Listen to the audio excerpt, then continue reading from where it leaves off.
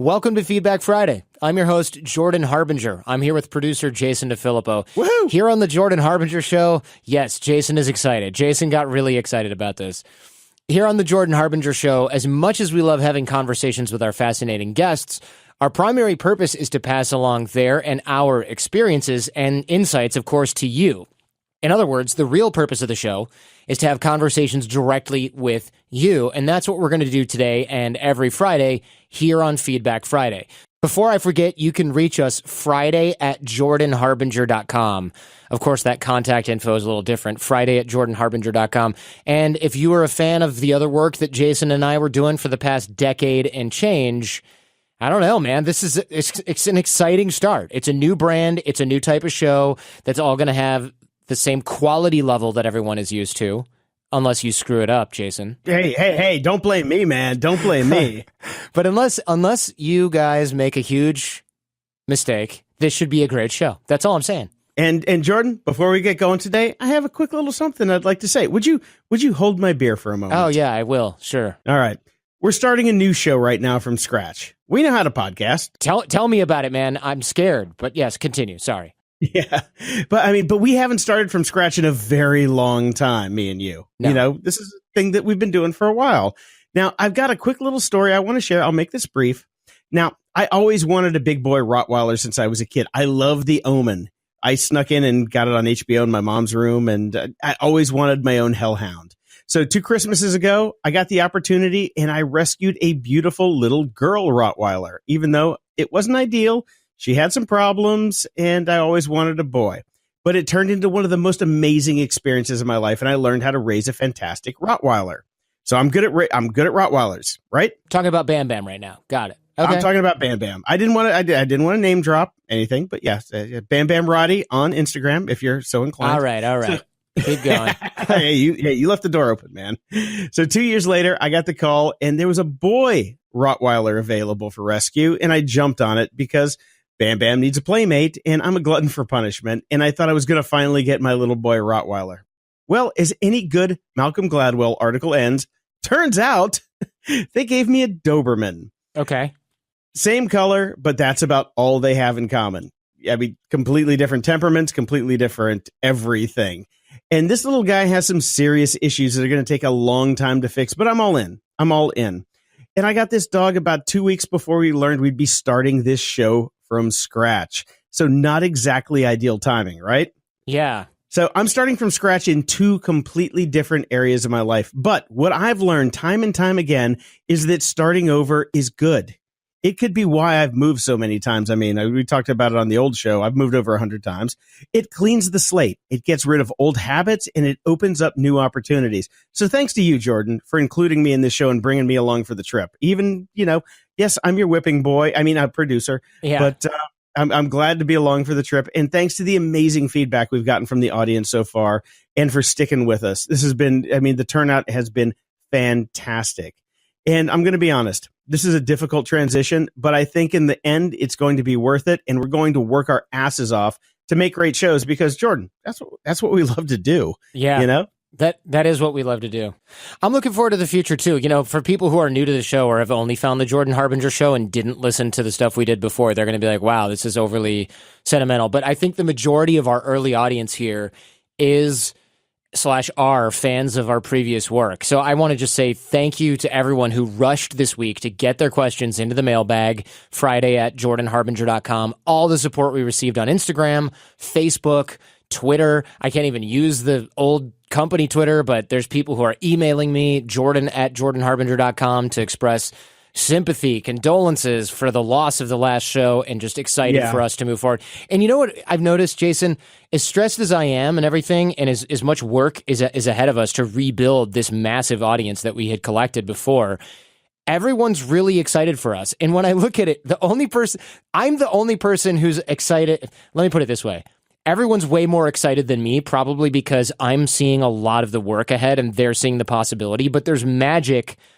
It's kind of like there's some magic to the people who only see the possibility, whereas my vision is clouded with, holy crap, I've got to climb this mountain again that I never thought I was at the top of already. Yeah, absolutely. I mean, look, you see the work that's ahead of you. I see the work that's ahead of us. But, everybody else is like, thank God I don't have to say, no, but honestly, the show's not what you think it is. Go subscribe. Now we have the Jordan Harbinger Show that we are going to be proud of and make it our own and make it amazing. Yeah, man. I'm excited for the future, and nobody has to caveat telling your friends about the show because it's the Jordan Harbinger Show, and Jordan's an okay guy. I'm an okay guy, right? Bad. He's got kind of funny hair, but what are you going to do? At least he has hair. I don't have any left. That's right. You don't even have any hair.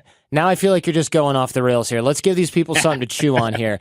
Look, let's do it. There's some doozies in here as usual. I can't wait to dive in. Let's give them the mailbag, Jason. Hi, Jordan. I have a problem with my face. I'm a happy guy, a great socializer, and all around okay at life. I had a pretty troubled youth where I didn't really show emotions as a coping mechanism. But now I'm doing okay, except for one glaring problem. Whenever I have to really concentrate on something or someone asks me a question I have to really think about, I get asked, "What's wrong? What's troubling you?" Sometimes people even tell me to stop judging them. All I'm trying to do is answer the question, but my facial expressions tell a totally different story than what's going on in my mind. It's not affecting my life so much, but it keeps happening. So how do you think I should handle this or fix it? Appreciate your feedback. Signed, neither grumpy nor frumpy. Nice. Well, the reason that this sort of resting frowny face happens, my friend Matthew Kimberly, good friend of mine, he has a grumpy cat face. And we just made it into a joke. When he's not paying attention, he's got this like deep frown.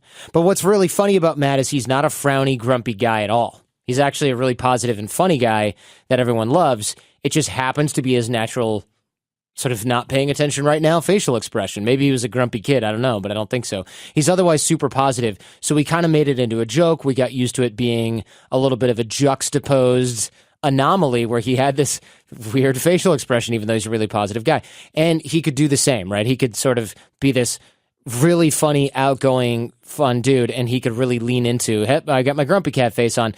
It's hard to reshape what we do by default with our own facial expressions. In other words, it's hard to train our face to smile instead of frown. But we can be mindful of this, and we can try over time, if possible, by just sort of checking in with ourselves and thinking, okay, what's on my face right now? Now, that's a very tricky thing to do, so I'm not going to rely on this. We can't really rely on, just remember to smile instead of frown. That's not really how muscle memory is going to work here.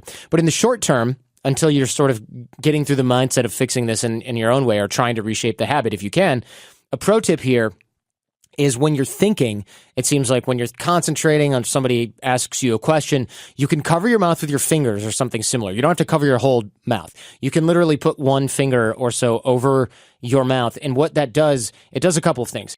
It's harder to read facial expressions with part of the face obstructed, even just a small piece. So even if you have a couple fingers over your mouth, it's harder for people to really focus on that part. So they might look at your eyes, your face, wherever you're gazing. And number two, mostly what this finger over the mouth sort of situation is, it's a stereotypical I'm thinking position.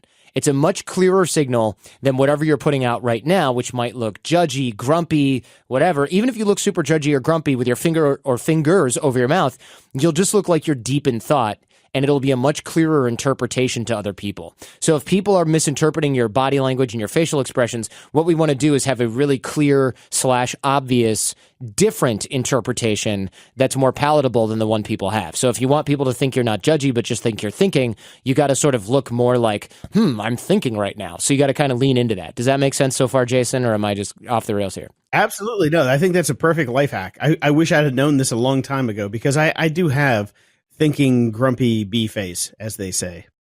Yeah, a lot of people do, and it's really strange because I know a lot of really positive, fun people that have this, and it's just like, it's just something that happens in their face. I don't necessarily think, ooh, deep down, these people secretly harbor resentment, so they fall asleep and they're frowning. I mean, it's just, look, faces are built in different ways, and people have muscle tension when they're thinking about things. It just isn't even worth figuring out.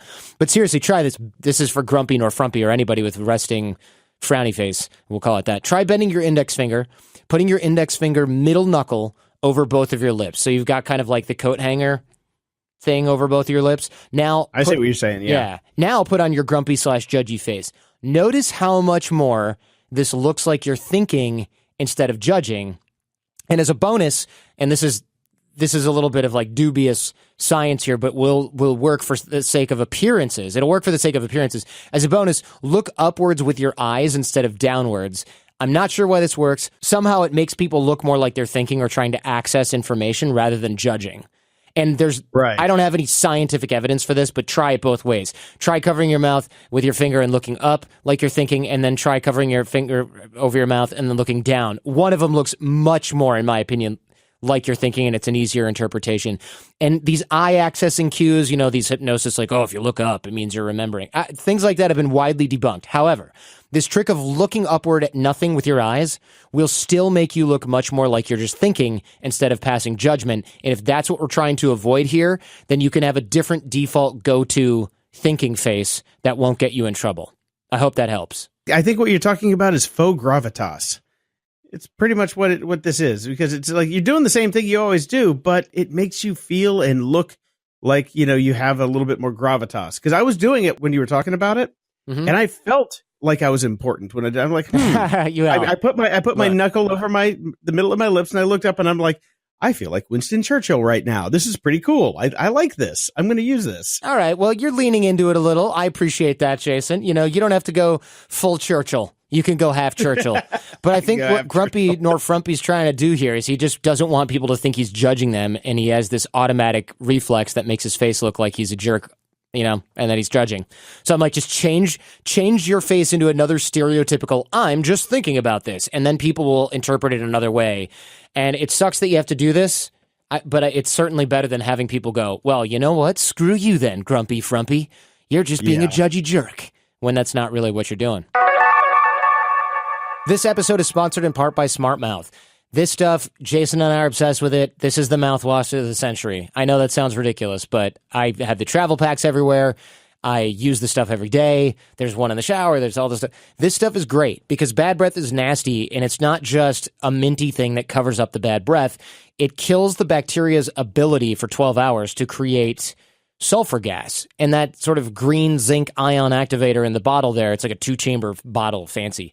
The eliminator and the activator are kept separate until you pour, at which point the two liquids combine, they activate, and the sulfur eliminator gets rid of existing bad breath, and then the activator releases these zinc ions, which bind to the germs and block the germs' ability to consume protein or produce stank breath, that's the scientific term, for 12 hours. So no sulfur gas, no bad breath, and if you want to solve a real problem, you need to get that science. You can't just do that minty cover-up, you can't just chew gum, etc. Nobody wants to be that guy with bad breath, and now you never will. So find Smart Mouth, Walmart, Walgreens, CVS, Target, Amazon, wherever you shop, and you can go to smartmouth.com if you want to get the lowdown on the science of how it actually is able to deliver the results that it does. This episode is also sponsored by HostGator. It's a new year. You got the new you thing going on. You need a new website. Or if you don't have a website, you need a website, period.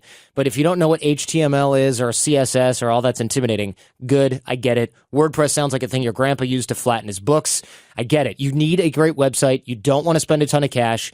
Get HostGator's website builder. You can create a professional-looking and feature-packed website, and the best part is there's no coding involved. Over 100 mobile-friendly templates out of the gate. Huge selection to choose from. Doesn't matter what your industry is, what your niche is. It'll work on any device, smartphones, tablets, desktops. It's not going to be broken because somebody looks at it on Android. It's not going to be broken and scroll around because somebody's on Mac and the other person's on a PC. If you're a zookeeper, great. If you're an architect, great. A to Z, or Z to A in that case. They give you a ton of add-ons so you can create a successful website, and they've got everything from social media buttons to search engine optimization, 99% uptime, unlimited email, all the great features you've come to expect from HostGator. And of course, they are supporting us early on in this Jordan Harbinger Show venture. So please support our sponsors as well. And they're rewarding you by giving you 50% off all their packages for new users. So go to HostGator.com/Jordan right now to sign up. That's HostGator.com/Jordan. All right. Next up. Hey, Jordan, I met my long-distance ex when I was in an all-boys high school, so I was never a liar or a cheater, just out of circumstance. But that all changed when I got to college. Ooh. Here we go. I had my long-distance relationship, but was dating girls at school on the side. I broke up with a few of them, but they never really knew about my out-of-state girl, and she never knew about them. All of that required a lot of lies, and I felt like a total scumbag. Yeah, there's a good reason for that. But continue. My mom always knew I was a liar. Kids always lied to their parents, but she'd always find out. She was a lot harder on me than my father, so I didn't want to feel her wrath. So I lied to her basically all the time. How'd that work out? I'm sure. Yeah, geez, this is not good. But go ahead. Yeah, yuck. I lie to the people I care about the most, and I also can't stand up to people very well either. I'd rather take on extra work than make a scene. So, how can I stop lying and start standing up for myself? Signed, Fibbing Freddy. So here's what's really interesting about this question. My initial response was, this person is a jerk. What a scumbag. But he admitted it. So I got to be, compassion. I get it. And then we get into this whole, my mom always knew I was a liar. Kids lie to their parents, but she'd always find out. That's different. Kids lying to their parents and then having your mom know you're a liar. There's more to this. And that is, what I'm reading here, what I'm seeing here and hearing is that he set up a reputation among his family that he just is a total BSer. Yep. And that's a really big problem. The other thing is he doesn't have his boundaries set up properly. It says, I lie to the people I care about the most, and I also can't stand up to people very well either. So he's making short-term decisions about what he should be doing, right? Like, I could tell my mom I didn't do well on this thing, and then she might be mad, and I don't want to risk disapproval, so I'm going to lie about it. Or, I've got this thing at work I've got to do, or this thing at school I've got to do, but I'm not ready for it, so I'm going to lie and say that I'm sick, and then get caught when I'm at the library later working on it, and I'm not sick. Just stupid stuff like that. Yeah, dog ate my homework. Yeah, but I understand this, because what he's trying to do, what Fibbing Freddy's trying to do here, is he's trying to avoid hurting feelings in the short term, or trying to avoid some sort of responsibility in the short term, and then it bites him in the long term because you can't sustain the lies. So I want to just sort of back up and just say, look, lying doesn't make you a scumbag automatically. You're only acting like a scumbag because you're playing short term. So lying is done to deceive others for one's own gain. Here, though, your gain, Freddy, is that you're protecting yourself against having to face immediate consequences of facing someone's disapproval. So your intent is to protect yourself against this disapproval. In other words, you're lying because it's easier. And you don't just need to work on not lying. That isn't really possible. You've got to work on the root cause. You're using lies to cover up something or to avoid something else. So here, your root cause, in my opinion, based on this 2-paragraph email here, so take it for what you need to, your root cause is your fear of disapproval. And Freddy mentioned, Jason, that his mom is strict. So it seems to me like Freddy's lying so that you don't have to face your mom's disapproval in the home. And since your patterns with your girlfriend are modeled after the pattern you have with your mother, now you're lying to your girlfriend as well because you know she would disapprove of what you're doing. So seek out the disapproval. Stop avoiding the disapproval. Seek the disapproval out on your own. And I don't mean do things to piss people off, get them to hate you, but I mean look forward to the opportunity to do something that you want to do and that you think is right so that you can examine the consequences up close. Does this make sense so far, Jason? Like, basically, just go ahead and do what you want to do so that you can actually see the outcome. And soon I think Freddy will see that the consequences of an adult taking adult actions are his and his alone. So, Freddy, the consequences of these actions are yours and yours alone. But the consequences don't come from your mom and they don't come from your girlfriend. They come as a result of your own actions. And once you wrap your mind around this, this is going to be a huge realization. So the consequences aren't disapproval from your mom. The consequences come as a result of what you are doing. They're not imposed from the external. Your mom might continue to try and be strict and control you with disapproval. Get used to that. That's never going to change. Well, I'm just saying in this letter, I know we redacted some stuff, but it seems a little bit like she's kind of controlling him with disapproval. It's not just there like, she doesn't just want him to stop lying. She wants him to do other things. And so she's like, to stand up and be a man is what I got from it. Yeah, I mean, that's possible, but it's also possible that his whole life, she's been kind of, hey, I'm going to meet you with disapproval, and I'll say it's because you're lying, but really it's because you didn't do what I wanted you to do. But that's just what this is. This is a form of control. So she wants, theoretically, your mom does, what's best for you because she's your mom, but she's delivering it in a way that's actually putting you in a position where lying is easier than telling the truth because you know she's going to mete out punishment / disapproval right away. So why not just take your chances and blow some hot air and see if you get away with it, right? Which is kind of what you're doing with the whole lying thing. And to be clear, look, I'm not blaming your mother for your habit of lying. Let me get that off the table right now. I'm letting you sit with those consequences.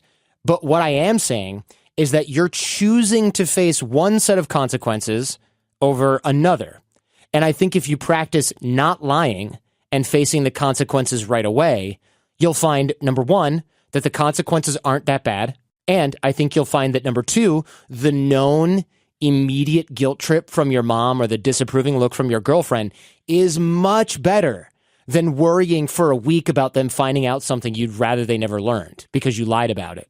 That is so profound, honestly, because the problem with lying so much is that you just have this anvil hanging over your head all the time. And once he comes to grips with this and starts like telling the truth and dealing with the consequences, I think he's going to be happier. Yeah, of course, because there's this whole scary unknown that comes from, oh, I lied. Am I going to get caught? If I get caught, am I going to say this? Am I going to lie about this other thing? Now what loose ends do I have to tie up? Or are you just like, hey, look, I really don't want to stay together exclusively anymore with you because I'm in college, but I still like you and I'd still like to hang out, but I don't want to lie to you about this. I'd love to sort of open up my social circle and see other people. Your girlfriend's going to be upset, man, but she's going to be really upset if she thinks she's your exclusive girlfriend and then you can't go to certain places because other girls that you're shagging or hooking up with might be there. And then she finds out the hard way and she's mortified, but it's midnight and she's had 3 drinks and now she's got to sleep in your dorm room with you. She's going to want to kill you. Right? And you're going to have to worry about this whole thing. So take the opportunity to lean in and tell the truth and just get it over with. And doing so will also help you be more resolute in your decisions because you won't have to think about how to cover up your actions after you do them because you won't be doing that crap anymore. And I would also recommend as a bonus for people here, check out Sam Harris's book on lying. I think it's actually called Lying. It changed the way that I look at untruths, white lies, and now I look at truth and untruth in a totally different way. I look at lying like self-defense. In a way that you would use physical self-defense. And there's a lot in that book that I thought was really good. And it's a quick read. We'll link it in the show notes. And I really hope this helps, man. Look, I understand the temptation to lie. It is easy, but it is an immature, non-adult way to get out of problems that ends up creating more problems. There's no reason that you should do this as a strategy. Trust me, I've been there. And I know it's hard to believe, but telling the truth it's such a cliche, but it is always better unless you're facing consequences where you would actually use physical force. Does that make sense? Totally makes sense. I mean, I grew up as a pathological liar because of everything that you just said in the past 5 minutes. And I wish I would have had this episode back then because, you have to stand up and just take it on the chin and get over it. It's going to be easier in the long run, I think. Dude, when I was a kid, I lied about all kinds of stuff. Yeah, man. When I was a kid, I lied about all kinds of stuff. And then when I would get caught, I would be like, well, I'm a kid. But then I had some doozies, some whoppers, and they really hurt my parents' feelings and stuff like that. And I'll get into those in other shows. But I think I might have told this story years ago on another show. But I did this thing where it's a long story, but it basically involves a prank. And I lied to my parents and said I didn't do it. Man, did that make the situation so much worse. Took years to rebuild their trust. My mom was like crying. I couldn't, oh man, it's just totally not worth it, man. It's so much better. I want to talk about exactly what you just said. It took years to rebuild their trust. So if this, he's lying to his family and the people he loves the most, he is going to burn those bridges and it's going to take him years to build them back. And I went through that too. I went exactly through what you went through. And, my parents didn't trust me for years.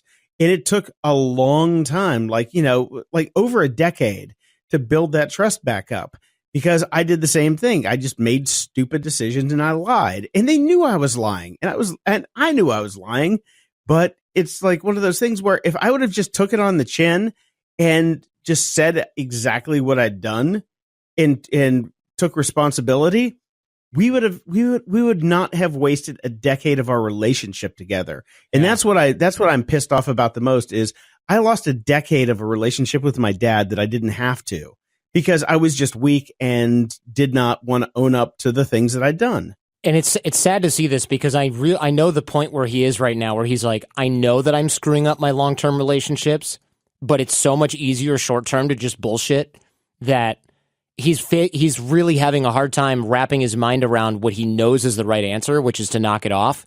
because it's easier short term. And that's what really that question was about to me, where he's like, he knows the path he needs to take, but he's essentially saying, but it's so much harder than just lying. Yeah. As soon as he said he was a scumbag, you know that he knows exactly what's going on and he needs to fix it, but he needs us to tell him to just take care of it. Well, anytime you're saying I'm a scumbag, you're taking a toll on your emotional health. And and when you're saying I'm a scumbag because of things I've done in my relationships, now you know that you're damaging yourself and those around you, except it's so damn easy to just, do one more line, rail one more line of lies, right? Yeah. It's really what it is. It's a short-term fix. It's an addiction, and I totally understand it. And I'm telling you right now, you got to stop, even if it's hard. Yeah, and I'm rooting for him. It's hard. It's really hard, especially that first time.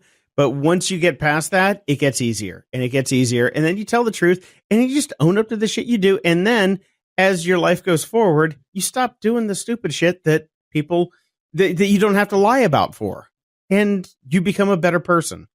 That was deep, bro.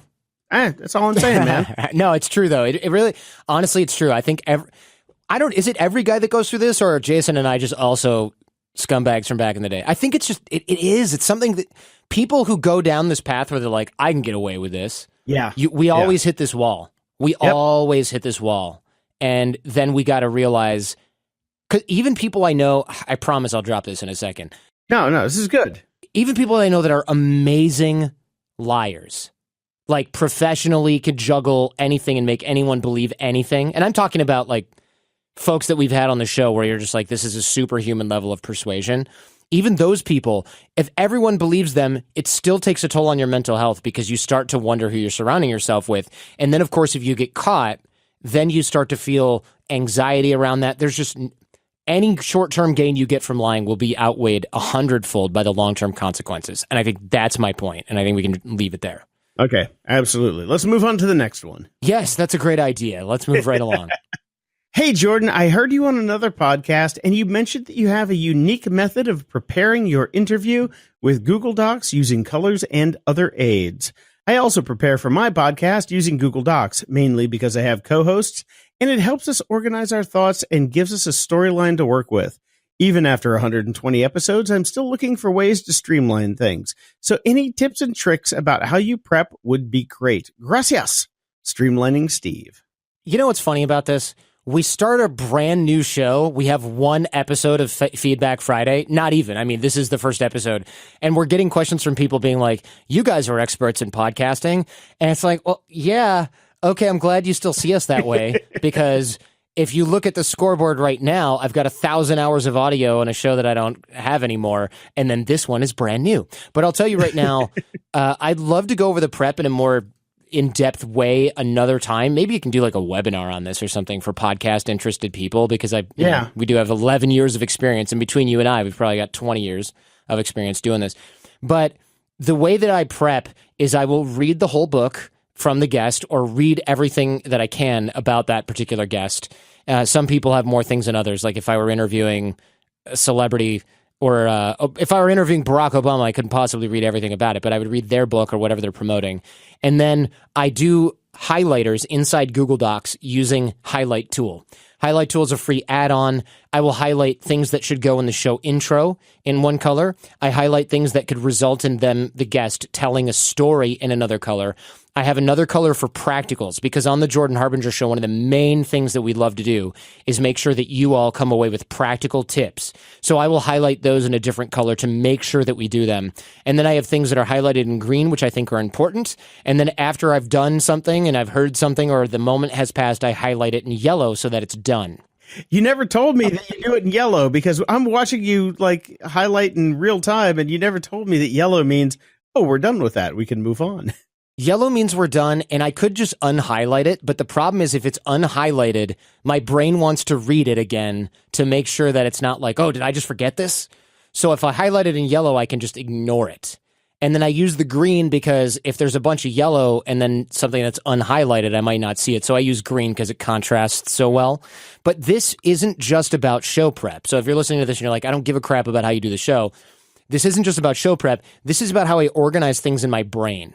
Right? Because whenever I'm going through anything, content-wise, I'm always thinking, how am I going to present this to the Jordan Harbinger Show audience in a way that they're going to learn and understand? So if I have cool stories, great, I need some, but I need practicals too, for sure. And I need stuff that's going to give context for the intro, for the guest, or background information. If I'm missing one of those things, the show is not going to be a Jordan Harbinger Show. It's going to be a random podcast. It's going to be a fun story only, or a how-to only, or a context-free conversation where people go, who is that? Oh, what? That was the governor of Maryland? How the hell did I not know that? Right? It's got to be something that's clear that we outline in a proper way. And that's why I have those particular highlights. But I go over the content of the book. I dump all my notes into a Google Doc. I use those highlights to structure the show.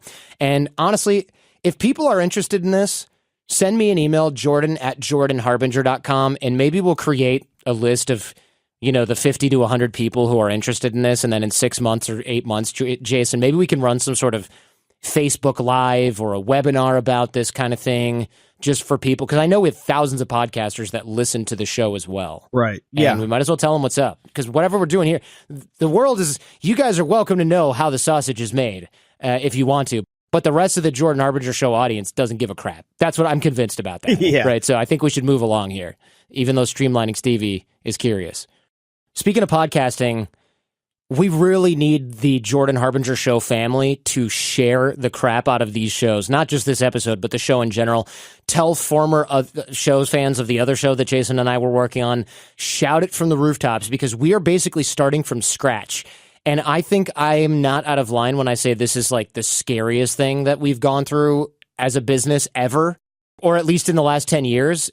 And it's one of the scariest things I've ever had to face, because I went from everyone listens to this show to, oh my God, I can't even talk to my old audience anymore because it's under the control of the company that I've since left. And I just have to freaking sit here and hope that people find us. Yep. And that's an intimidating task, which means that we've got to up our podcast game. We've got to up our interview game. We've got to up our Feedback Friday game. But we are relying on you as family to spread the word as far and as wide as possible. Because if we're going to rebuild this audience, and this is going to be a survivable project for us that we can continue to do, we need your help. This isn't just like tweeting it. I need people to be ambassadors of this and get this into people's hands and ears, rate and review the show on iTunes, or this is just not going to last. We had 11 years to ramp up the last one. Now, if we want to survive, we've got to do this same thing in 6 months. And that's freaking intimidating. It is. And with the help of the audience, I think we'll get there, because I think we will too. Yeah. I just know that when I hear somebody say like, we really need you, I'm always like, well, you don't need me, right? Really you need other people. You really don't. We actually do, Yeah, we do. Actually do. We do. I mean, looking at our stats, we had an amazing first week and change of this show. I've never seen a show grow like that. We are a single-digit percentage of the last show that Jason and I ran professionally, and we need to not be that. We need to be a high double-digit percentage. Preferably triple-digit if we can get there. But if we can get to triple-digit, but that's more long-term. But in the meantime, it's like if people want to eat, then on our side of the fence, then we need to help. I like food, and I like my roof. So yes, please, with as much humility as we can muster, please just tell everybody about the show, because we really need it.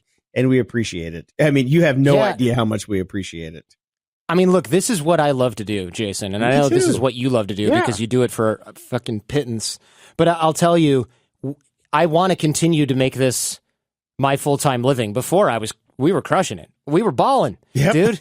And now it's like, thank God I got my rainy day fund, and I didn't live too large, because holy cow.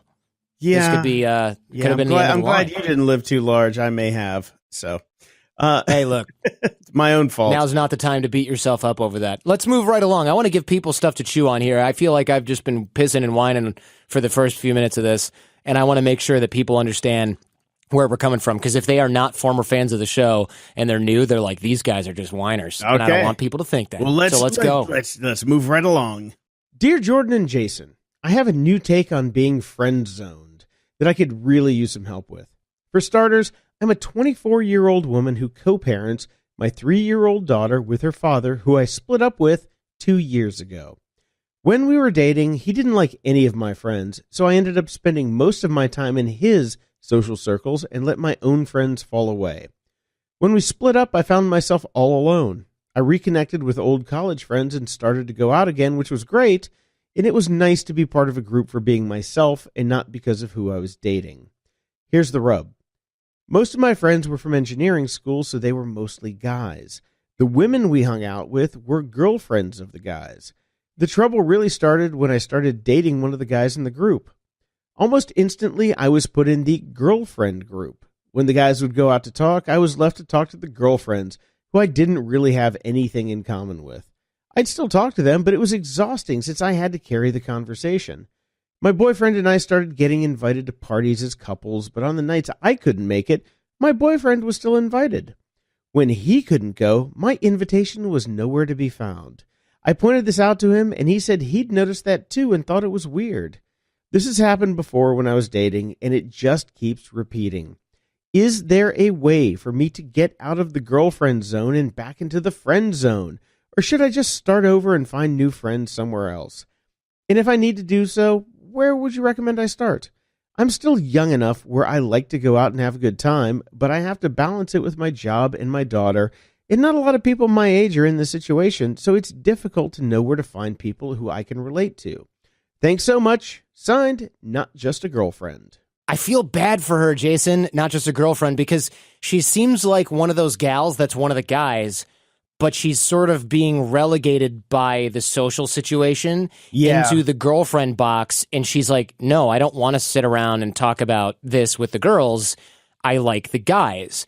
But the guys can't really say, nah, you get a pass, because the girlfriends might get annoyed and like, why don't I get a pass, right? So clearly she's used to being one of the guys. She was a female in an engineering school. I don't think I need to explain to everybody that a female in an engineering school is pretty damn rare, and so they're used to being the only girl in the room or one of 5% or something of the whole school, if that. So now, not just a girlfriend, she's just one of the girlfriends. And this is not because of something she's done, but because the guys can't or won't risk bringing her into the circle as one of the guys, even though that's how it started, because the other girlfriends will see that as strange, it'll cause friction, and there's this sort of unspoken, I would wager, rule that, oh crap, now you're not allowed to be one of the guys anymore. Even if the other women in the group would not have an issue with her being one of the guys would likely assume their girlfriends would, and so here we are. So this is an effort to keep the peace inside the group, unfortunately at her expense. And man, I feel for her, because I guarantee the guys don't see this as strange. And the problem is that and speaking to not just a girlfriend, if you try to enforce your status as one of the guys, you follow them outside to talk, you're going to look needy in the eyes of the guys, and the other girlfriends could potentially see that as a rebuff of their friendship and their camaraderie. And then you're really stuck, because then the guys are like, oh, why does she always come out and follow us around? Oh, that's so weird. And then the guy's like, oh man, I'm taking peer pressure from my guys. And the girls are like, oh, why does she always go out? Are we not, you don't want to talk with us? You want to go hang out with your boyfriend? You're just going to look so bad doing this. So I know this isn't the answer you want to hear, but I would try making some other friends as well. I don't think the toothpaste can go back in the tube on this one very easily. I would make a list of skills and activities, things you want to learn, take classes for those things. I realize you have a kid. I realize you got a boyfriend, so this might be tough.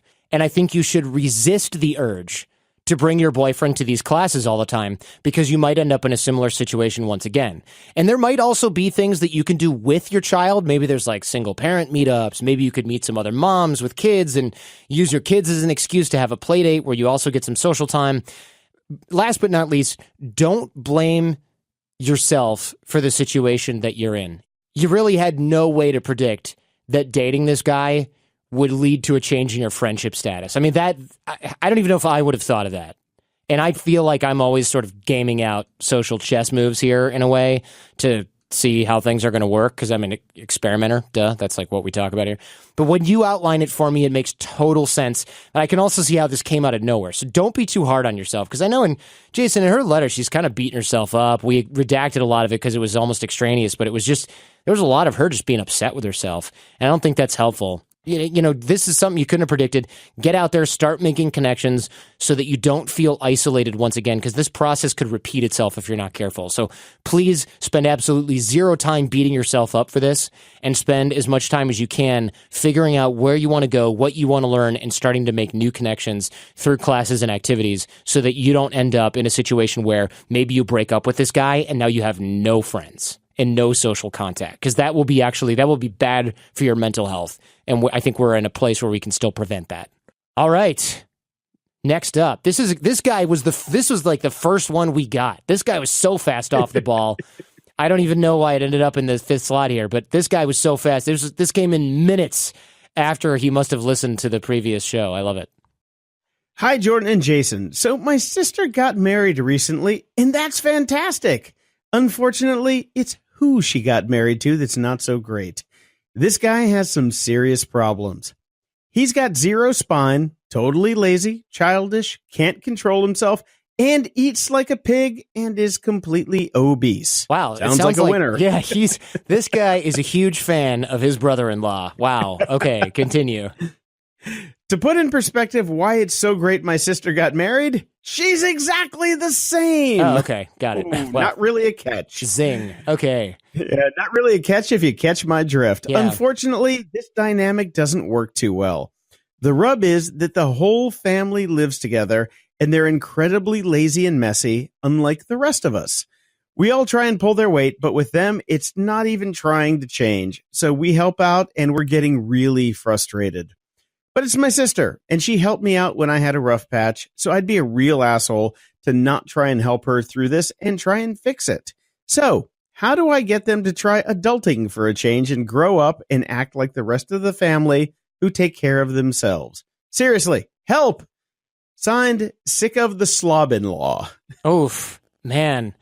This is a tough one because it involves family, and everybody's got everybody's so-called best interests at heart, and blah, blah, blah. Look, you can't force change or force people to value the same things as you, like a clean house. You just can't, especially if they don't seem to value themselves. Bad habits are enabled by other people with bad habits. So these people, your sister and her husband, are a good match. They're a good match and a bad match, right? Because they're sort of enabling each other and they set a bad precedent for each other. And the problem is, I just thought about this too. It's hard to grow when your significant other is comfortable and they're in a place where they might almost not even want you to grow because they'd be insecure about you getting better. I mean, there's a whole dynamic that goes into holding other people back in your circle. And this is a problem. Oh man, there's so much. We could do a whole show on this, but there's an example from a million years ago where Oprah had lost a bunch of weight. And do you remember this, Jason? She was like going through the weight thing. She lost a bunch of weight. And then she started to talk about how her friends actually were mad at her. And they were like, oh, we should go to this place. We should eat. You should have this. Oh, you're too skinny now. And they kind of used social pressure consciously / subconsciously to get her to be overweight again. And yep, I know that I totally people remember that. Yeah, I know, like we shouldn't blame other people for our behavior and blah blah blah. There's all kinds of stuff like this, but the point is, she's stuck now because even if she was like, you know what, I'm going to get in good shape and I'm going to live in a clean house, she not only has to do that for herself, she has to have this other guy do it. And it doesn't sound like they're empowering each other. It sounds like they're really disempowering each other. But I don't want to go down that road because that wasn't really what was asked here. But I think what you can do is have a family sit down, almost like an intervention, because they're probably thinking that they're okay just living like that. And maybe they don't realize how it affects other people. Maybe they just think, yeah, I mean, this affects us. It's fine. We're cool with it. We're married. We can get away with this. Maybe they don't realize it negatively affects others. And I don't think you should use guilt or shame to control them or, you guys need to do this. I think showing them the effect it's having on you and how it's hurting you may be motivating for them, because I still think they probably care deeply for you. One thing, though, it sounds like you've got a close family. She helped you in hard times, your sister did. That was great. That was supportive.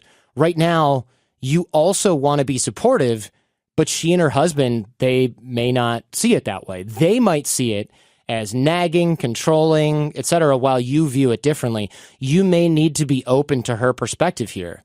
Otherwise, you guys might just drive each other crazy, even though you're only trying to help her out. So I think the situation has to be handled with some delicate hands. I think it requires multiple people in the family to commit to outlining how this is affecting the family and not to cave as soon as she's like, we're trying, it's just really hard. And everyone's like, oh, okay, this is awkward and uncomfortable, so I'm just going to give up now. We don't want that. We want to make sure that this is something that everybody's on the same page here. And it's going to be slow going.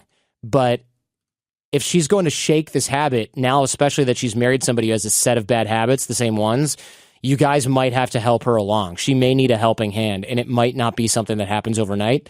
But if she was there for you during a hard time, I think she could probably use your help here too. Because it sounds like she's stuck in a rut, and just because she married somebody who's in that same rut doesn't mean that they're happy about it. All right, next up. Hi, Jordan. When I was a kid, I was totally shy and nerdy, but made a conscious decision to emulate the confidence I saw in other kids. It worked most of the time, but in high-pressure situations, I would lose my nerve and go back to hiding in the corner. So, I tried my own version of a life hack. I dyed my hair neon green. Since I was in high school, I could get away with it. I put myself in the limelight, so I was forced to be outgoing, and it made the whole fake it till you make it philosophy much easier to live by, and it worked completely. I became outgoing, great at public speaking and making friends, the whole ball of wax, all by emulating others and not being able to run away when it got tough. I'm telling you this story because I know a lot of people who are shy and are afraid to get themselves out there and fall back to old habits all the time. Not leaving yourself that option to hide worked for me, and it might work for some of your audience who are stuck. Dyeing your hair is probably not the way to go for everyone, but small changes to your environment, wardrobe, haircut, or even getting a tattoo could be that small reminder that gives you the strength to keep moving forward. And I think the most important thing I learned from watching confident people was to be able to make mistakes without being embarrassed. Be comfortable with being wrong and laughing it off and laughing at yourself. That simple but powerful trick helps you get through the times when you do screw up. Just laugh it off and don't sweat the little things. Cheers, living in the limelight. It's kind of a cool piece of feedback here. I wouldn't necessarily say dyeing your hair neon green is a life hack per se, but I understand what living in the limelight was doing here. And I always can appreciate when you're trying to shake some stuff up amongst yourself, or whether or not you're trying to shake something up in your life, or you've moved to a new place, to change your environment. And sometimes changing your environment, especially if you've moved to a new place, has already been done. Sometimes changing your environment also can mean reinventing yourself a little bit. And I've told this story before on the show. I also told it recently on the Kevin Rose show.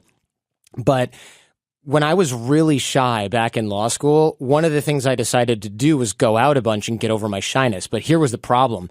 And Jason, don't let me go too long on here, but the problem was that I would go out. I was fine, even just mustering the courage to go out by myself and talk with people. But I would go out by myself and I would go, I need to get a drink before I can talk with people. And then I would nurse that drink, and then I would psych myself out and get shy. And then some days I would talk with people and get over the hump, and other days I wouldn't.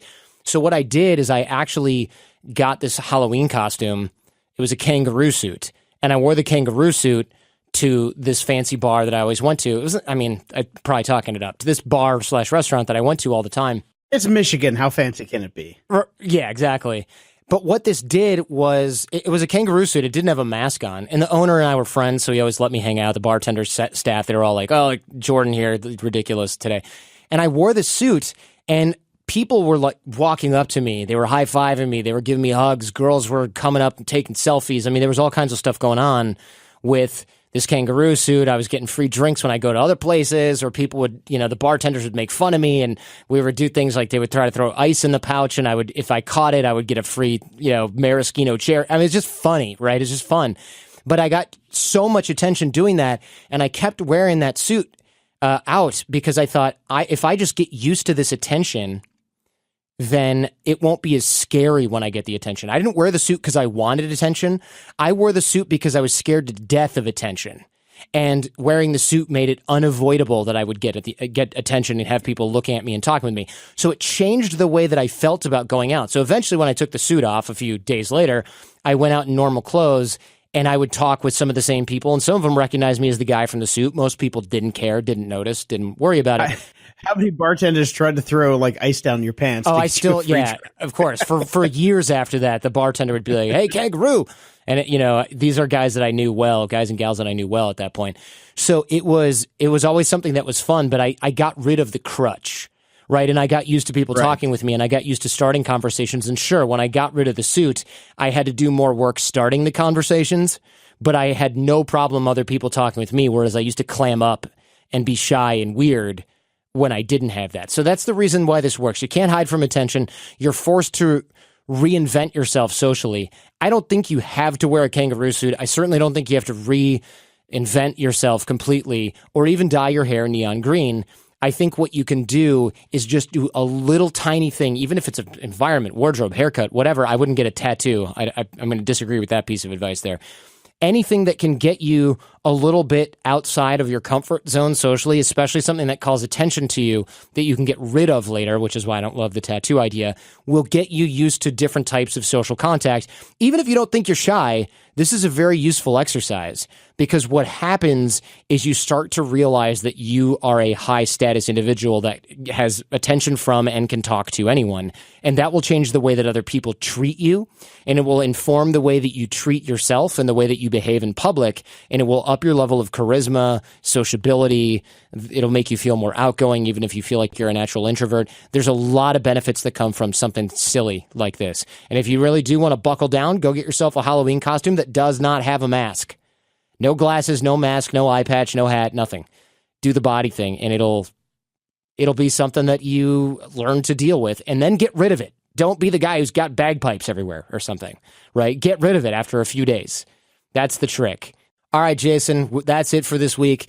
We need as many people as we can participating in Feedback Friday. You can write us Friday at jordanharbinger.com. Note the address change, the other inbox, no longer at the other company. Friday at jordanharbinger.com is where you can reach us.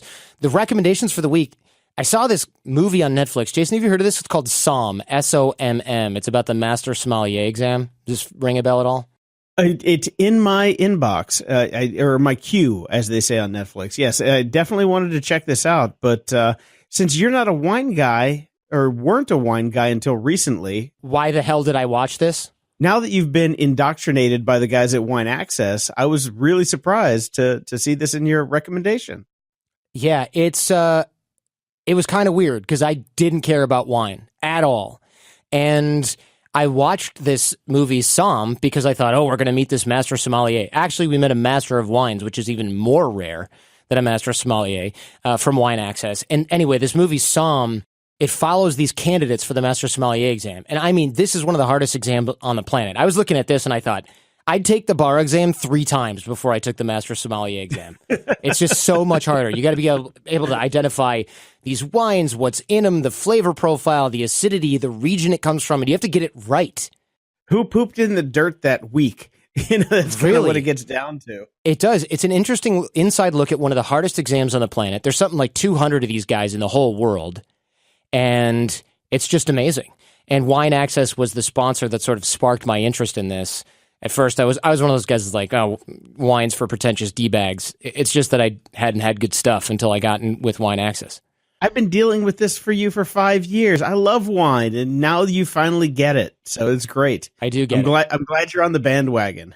I'm not going to be one of those people who's like super into it, though. I promise everyone. And I promise everyone on the show that I won't talk about it a lot. But now a good glass of wine at night, you recognize, is pretty okay. Fair enough. Once again, I hope you all enjoyed that. I want to thank everyone that wrote in this week. I'm a little bit, I wouldn't say I'm moved to tears or anything, but I am very impressed because these are the letters we got from our first week of shows that we weren't even able to promote anywhere. I mean, I think we posted it on our Facebook because that's all we could do. And we had friends tell other people, but we weren't able to broadcast this out. These are just people who found us immediately. Well, and on grumpyoldgeeks.com. Oh, right. And of course on Grumpy Old Geek. So these are hardcore fans of our former show and hopefully some new folks that just dove in here. And I really appreciate that. I really appreciate the engagement and all the well wishes and letters that we've been getting from people as well. Oh, they're fantastic. It's what keeps us going. It really is what keeps, especially in this early phase of rebuilding.